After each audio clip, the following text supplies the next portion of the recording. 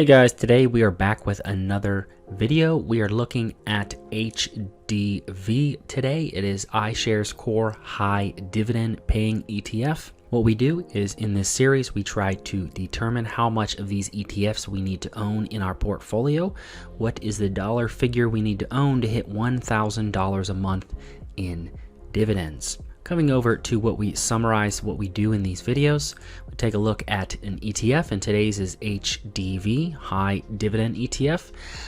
We go over to their webpage and try to see what they are actually doing to pay us a dividend yield, what's their strategy or objective. And then we head over to Seeking Alpha and take a look at their daily dividend yield chart and come to a number that we would use to put into our calculator to be able to determine that $1,000 a month in dividends for today's ETF. And that calculator we use is my compound interest analysis calculator.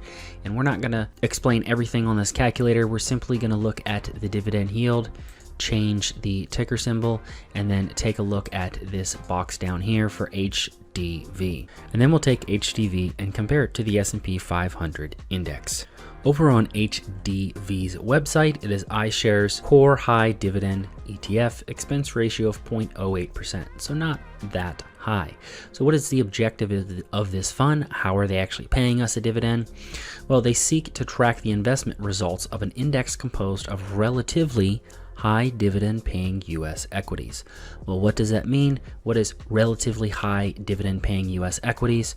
Well, let's take a look at the holdings over on Seeking Alpha. Their holdings page for HDV, it looks like the top 10 holdings are some very common stocks in the stock market, with ExxonMobil being the highest holding at around 7.7%, with a total of 83 holdings. And taking a look at the sectors, the top 4 sectors significantly higher than the bottom 6 sectors: healthcare, energy, consumer, defensive, and technology. And it looks like they do not have all 11 sectors in their ETF. Taking a look at their dividend yields, just a quick look at their dividend payout history starting in June of 2011, and it looks like they pay a quarterly dividend, and they have continued to, on average, increase their dividend over time, or their dividend payout.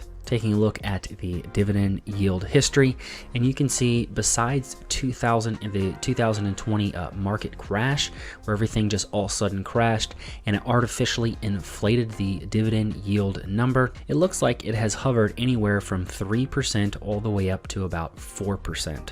So let's go ahead and choose about a 3.5% for HDV to be able to see how much of HDV we need to own to hit $1,000 a month in dividends. Coming over to the calculator, type in HDV for portfolio 1. We're just looking at one ETF in this portfolio. Let's go ahead and put in 3.5% for the dividend yield figure. And if we wanted to, we can compare this to another ETF or portfolio, and we can play around with the growth and contribution numbers and take a look at what our portfolio values would be and take a look at what our incomes would be over the course of 10 years. But let's take a look at the dividends per month. So you would need $342,000 worth of HDV to hit $1,000 a month. So that is the answer in question. $1,000 a month, you would need $342,000 worth of HDV. Comparing HDV, iShares Core High Dividend ETF, versus Spider's S&P 500 ETF, or SPY, this is Portfolio Visualizer, taking an initial balance of the same number for the two different funds. Our HDV would have grown since the fund inception date of HDV around 9.8% per year starting in March of 2011, and SPY would have grown 12% per year starting in March of 2011, with the ending balances being as so: 1.4 million for HDV and 1.9 million or 1.8 million for SPY. So that is it for HDV. You would need around $350,000 at today's dividend yielding number to be able to hit that $1,000 a month. Let me know what you thought of this video. subscribe to the channel so you can be notified of when these videos come out. And if you want to see another ETF analyzed in this way, hit that up in the comments and I may add it to this comment suggested section. And with that, thanks for watching.